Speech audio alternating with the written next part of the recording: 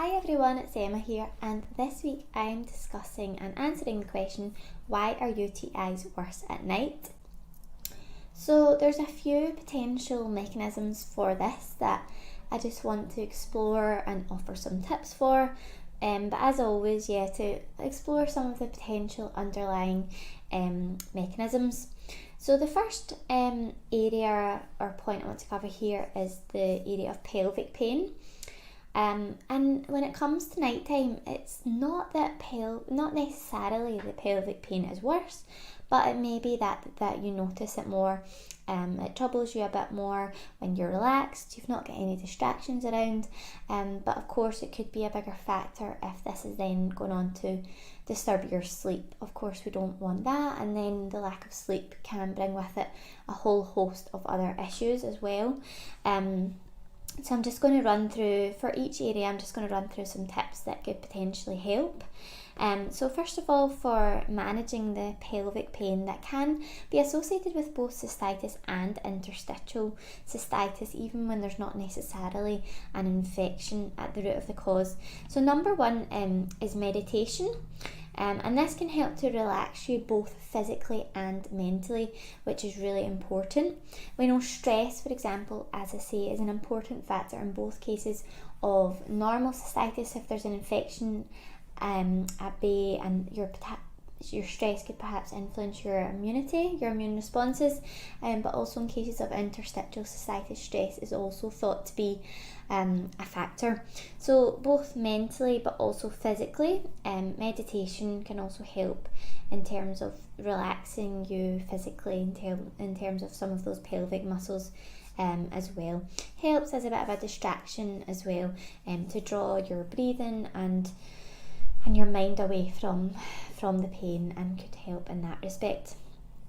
Then a bit of a practical bit of advice is in terms of switching up your sleeping position. Again, this is all focusing on taking pressure off your pelvis potentially, and helping your pelvic muscles to relax. So lying on your side and pulling your legs up into a bit of a fetal position could be helpful. Or another tip is, if you like to lie on your back, is just open your legs very slightly, just again to take some of the pressure off of your pelvis. Then another practical tip is to consider just what you're wearing to bed. We don't want anything too tight or restrictive, constricting, and think about materials. So something soft, natural, breathable, which is going to help with your comfort and help in the long term in terms of bacteria, gut bacteria, and in and around those areas. So just considering if this could be having an effect at night time as well. Another tip that I like for a few different areas, such as period pain as well, is to apply heat. Heat is a lovely method to relieve pain.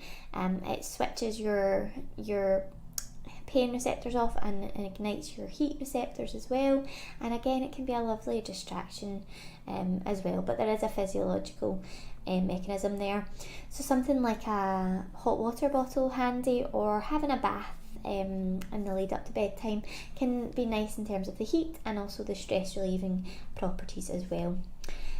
Stretching as well can be nice to help target the pelvis specifically, and you can look at stretches that can specifically help to loosen those muscles in and around the pelvis.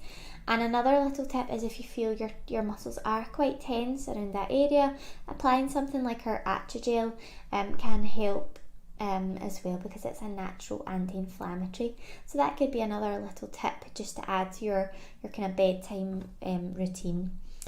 Finally, just one final note on the pelvic pain is to go to the toilet and empty your bowels, either if you feel you need to before bed and it's relevant then, great, or first in the morning is quite common as well. But the reason I'm putting some emphasis on this is that constipation is quite often an underlying factor, especially in cases of interstitial cystitis. And a constipated or full bowel can give rise to very low grade inflammation, and that could be a factor in the bigger picture. So that's just another tip there. to consider, and it might just be, as I've said, that you notice these symptoms a bit more at night when you're relaxing in bed. Regardless of all these factors and tips, it's what works best for you, and at the end of the day, if you do notice signs and symptoms quite distinctively, then the uva-ursi and echinacea complex would be one to introduce quite quickly as well. So you can take that the first sign of infection or discomfort or urinary complaints, any signs and symptoms relating to them associated with cystitis or UTIs. So that would definitely be one to introduce if any of these factors seem to bother you and some symptoms are apparent. Next, just a note on frequent urination. This can be something else that, again, you can become more aware of at night time as you're trying to relax and you're trying to stay in bed. So you might not notice so much during the day when you're up and about or busy anyway, but if you're trying to nod off to sleep and you're finding you're up and down needing the toilet, then that can obviously be quite disturbing. So what could we do to potentially help manage this symptom? Number one is to consider your liquids. So with cases of cystitis and UTIs, we're always trying to encourage you just drink enough water. That can be a really beneficial first step, at least 1.5 to 2 litres daily, but especially if you've got a current infection, and really prioritising your water rather than any juices or anything containing sugars or sweeteners that could exacerbate symptoms. But in saying that, what I would say is to try and get your water intake in earlier in the day rather than getting to the end of the day and thinking, oh, I need to up my water, I've not had enough. Because this, of course, could leave you running to the toilet more than we would like at this point in the day. What I would say, people often say, I can't drink more water because it means I'll be running to the toilet more often. What I would say is that your bladder does get used to your water intake to a certain extent, and we talk about this concentrated urine, which I will touch on in the next point as well. But as you drink more water, your urine becomes less concentrated, and this then sits better in your bladder for longer. Your system gets used to this. It's in a less irritating state, and you'll actually find that you'll gradually go to the toilet less. So generally, drinking more water, especially in the long run, doesn't mean you'll necessarily be running to the toilet much more often. But of course, at night time, if you guzzle quite a lot before going to bed, then there is a higher chance that you might need to get up to the toilet. So just trying to get that intake in earlier in the day, and perhaps just those couple of hours before bed, just hopefully meaning that you're not needing to drink too much extra water.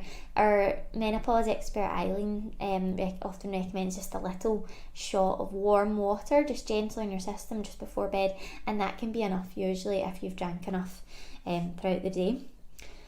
In terms of your sleep, so thinking about your water intake can help, but sometimes if you're needing the toilet, or if you're more sensitive to nighttime wakening, then this can affect your sleep, and that could make you more aware again of symptoms and things. So if you think your sleep is particularly light or is playing a part in you being awake and then feeling like you need to get up or go to the toilet, or you think your sleep could be a key factor there, then that would be when something like your dormazan could also be part of your routine.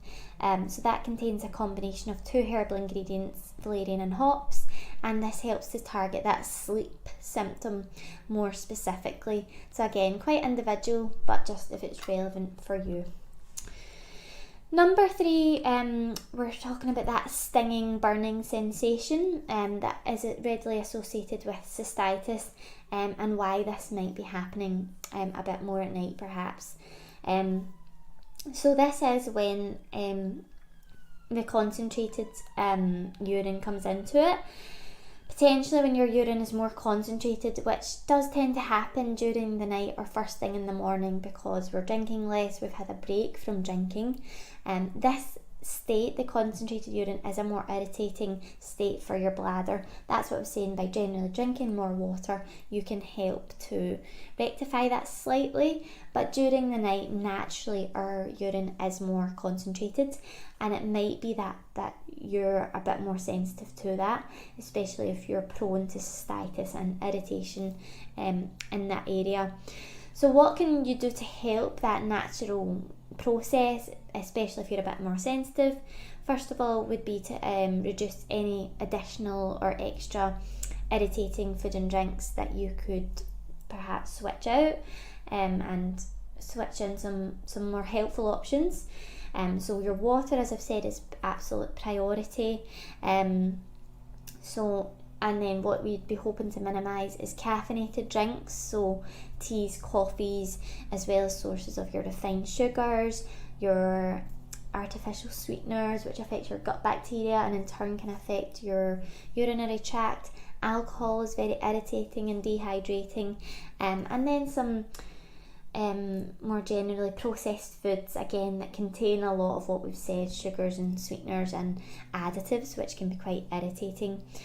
So just trying to make some simple food and drink swaps, which could actually make all the difference, especially if you feel you're more sensitive at night. And I've just put sex in there as well, as we're talking about evening time, night time, going to bed. And it's not that you have to change your routines, whatever they may be, but just being more conscious of tips that could be helpful if, again, you are more sensitive.